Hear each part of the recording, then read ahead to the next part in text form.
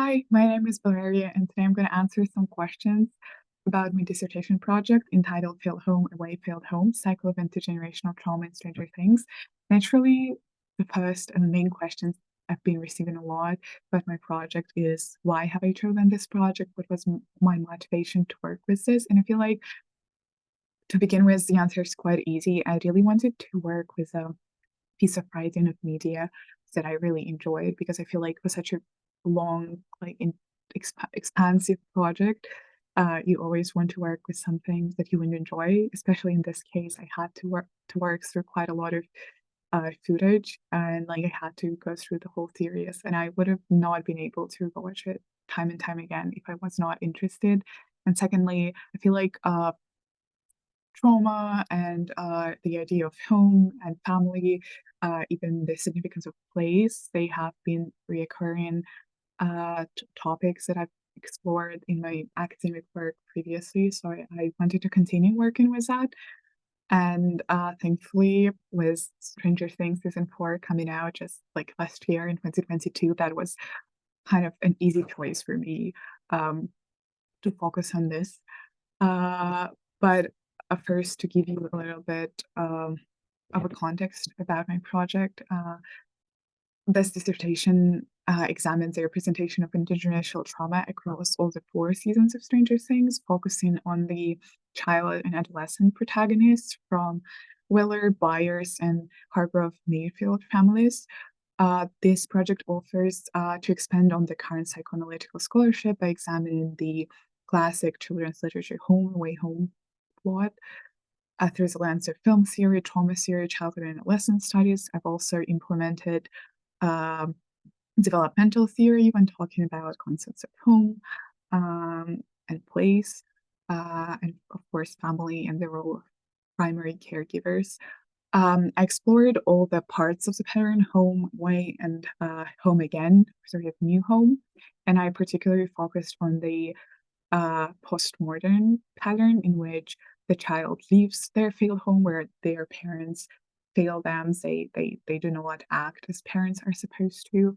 And then they go out by themselves, they mature, they meet new people, they create new found family and eventually a new home. And I feel like in a lot of ways, my theory was that Stranger Things does confirm to this flawed.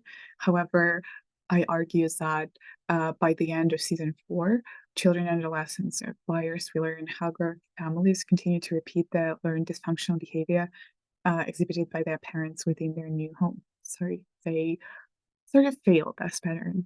And that the question that I receive a lot, how I sort of structured that and how I implemented the series that I've mentioned before. And I feel like in the beginning, when my literature review was broken down in 2 parts. First, it was an overview of the current scholarship about Stranger Things, in which largely revolves around nostalgia and perfect suburbia and horror. And then later in my own literature review, I have broken it down into concepts, and I reviewed those concepts like home and place, the home away home plot. I reviewed both classical and postmodern plots, the concept of adolescence and liminality. I looked at all those concepts through this developmental theory, through trauma theory. I looked how those concepts work with the idea of intergenerational trauma as well as complex trauma that is received early in the childhood within the family. And but then and I feel like working with it like that led me to my quite interesting findings. I feel like in the beginning when I theorized about the theories, I thought about it in the form of the uh, postmodern metaplot. I saw that it aligned very much with metaplot, and it's just was a sort of unique representation of it in the end that it does not fully confirm, especially because I think in the popular media you would see a lot written about the found family in Stranger Things, how uh, people like Joyce, characters like Joyce and Hopper, they become new parents and like successes of their found family. That's why I saw that it definitely aligned with this pattern. However, by the end of my work, I realized that actually no, they do create a new family, or but it is nonetheless a failed new family, and it is very much as dysfunctional as that their home. And what happens a lot that the characters repeat the patterns exhibited by their parents, which is very common for intergenerational trauma that has a very much a cyclical nature.